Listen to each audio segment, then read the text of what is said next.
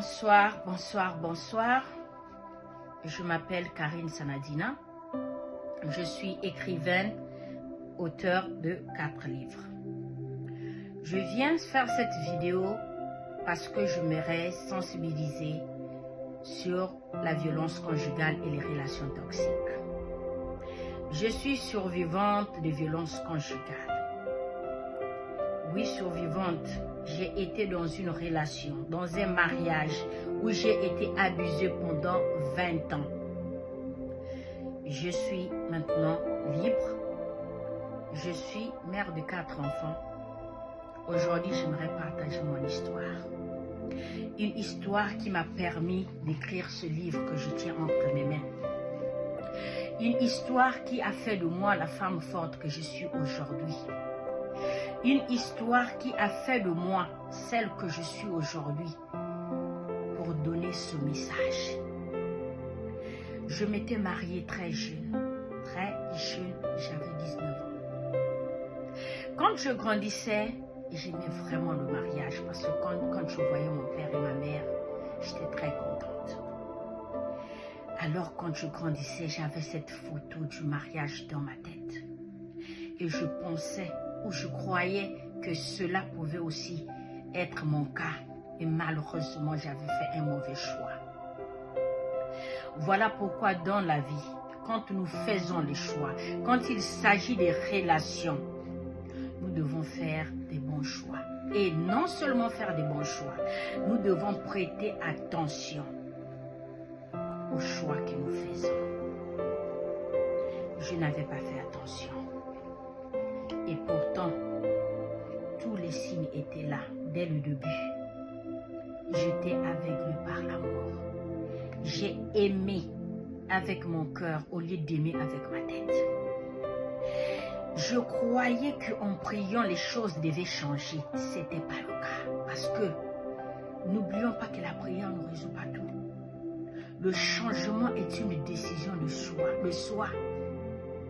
Le changement est une décision personnelle. Je me disais que, vous savez quoi, ça va aller, ça va changer. Mais ça n'a pas changé. J'ai été abusée depuis le début, mais je ne pensais pas que c'était de l'abus. Oui, ça, je veux le dire. J'ai été abusée depuis le début. Je vivais, mais je ne vivais pas pour moi. Je vivais pour plaire à l'autre parce que je pensais que c'était ça l'amour. C'était ça en fait le mariage. J'ai eu 4 enfants dans ce mariage. Je suis mère de 4 enfants, 3 filles et un garçon. J'ai vécu des choses difficiles. J'ai vécu des choses douloureuses. J'ai pris la décision d'écrire ce livre. C'est en anglais. C'est disponible sur Amazon. La violence conjugale aujourd'hui. Les femmes sont en train de mourir dans le silence. Oui, il y a des hommes aussi qui sont abusés. Mais je pense que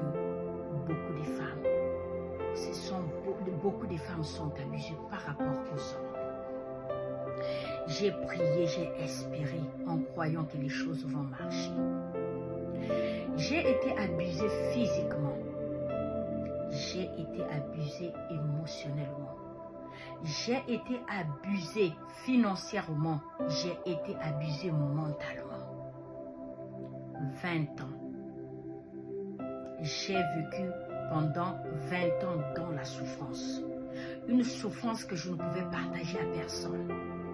Une souffrance que je ne peux décrire. Une souffrance terrible, une souffrance atroce. Je me posais des questions, tant de questions. Je me suis dit, comment est-ce que je me suis retrouvée là? Je me suis dit, pourquoi je me suis retrouvée là? Mais le problème n'est pas de se poser des questions. Mais le problème, c'est de se lever et de quitter. Et c'est ce que j'ai fait. Les personnes qui étaient censées me protéger n'ont pas pu me protéger. Ces personnes-là ont tourné leur dos. Mais cela ne m'a pas empêché de me battre et d'arranger ma situation moi-même. Mon histoire m'a donné une force compliquée. Si aujourd'hui je suis cette femme qui parle, qui est là assise en train de parler, c'est parce que quelque part j'ai puisé cette force en voyant mes enfants. Je me suis dit que je dois briser le cycle de la violence conjugale. Parce qu'en restant dans ce mariage, quel est le message que je donne à mes filles pour dire que c'est normal? Je croyais que c'était normal jusqu'à ce que je ne pouvais plus supporter la douleur. J'étais fatiguée émotionnellement. J'étais fatiguée mentalement. Je ne pouvais pas travailler. Malgré que je vis dans un pays développé, les États-Unis. J'étais cette femme ménagère qui pouvait seulement rester à la maison, préparer, nettoyer. J'étais l'esclave dans ma propre maison, dans mon propre ménage, et je croyais que c'était normal. J'avais peur d'en parler parce que je ne voulais pas que la société puisse me juger. J'avais peur d'en parler parce que je ne voulais pas que les gens puissent me donner une mauvaise image, mais alors qu'au-dedans de moi, je souffrais. Alors qu'au-dedans de moi, j'étais en train de mourir dans le silence. La violence conjugale. J'ai vécu des choses terribles. La tension artérielle. Oh oui. Oh oui. J'ai raté beaucoup d'AVC parce que j'étais en train d'emmagasiner des choses. Parce que je ne pouvais pas en discuter. Parce qu'en tant que chrétienne, on nous a dit que le divorce n'était pas fait pour les chrétiens. Mais est-ce que la mort, est-ce que les chrétiens ne meurent pas? C'est ce que j'allais dire. Tous mourront. On me disait il faut supporter. Parfois quand j'avais l'occasion de parler, on me disait qu'il faut supporter. On me disait que tu vois, vous avez des enfants, si aujourd'hui tu pars, quelle est l'image que tu donnes à tes enfants? Mais nous oublions une chose, que les enfants ne font pas le mariage. Le mariage est basé sur l'amour, sur le respect mutuel, sur la vérité, sur la confiance. Les enfants ne font pas le mariage. Aujourd'hui, beaucoup de femmes souffrent en silence parce qu'ils sont condamnés par la société. Aujourd'hui, beaucoup de femmes meurent parce qu'ils sont condamnés par la société. Ces femmes sont condamnées par leurs propres membres de famille. Ces femmes ont peur de parler parce que qu'est-ce que les gens ne vont pas dire? J'étais aussi cette femme-là qui me posait toujours des questions.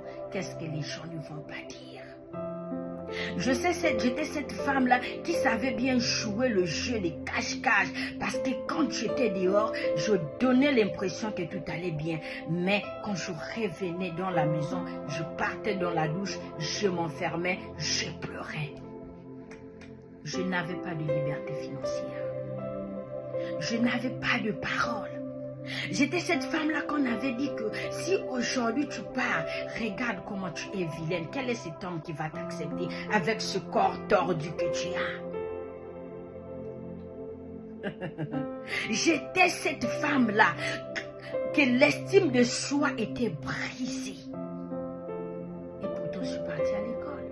Et pourtant, j'ai fait beaucoup de formations ici, mais je ne pouvais pas travailler. J'étais cette femme-là qui vivait pour autrui. J'étais cette femme-là qui vivait pour plaire à l'autre, mais pas à soi. J'étais cette femme-là qui vivait pour plaire aux autres, pas à moi-même.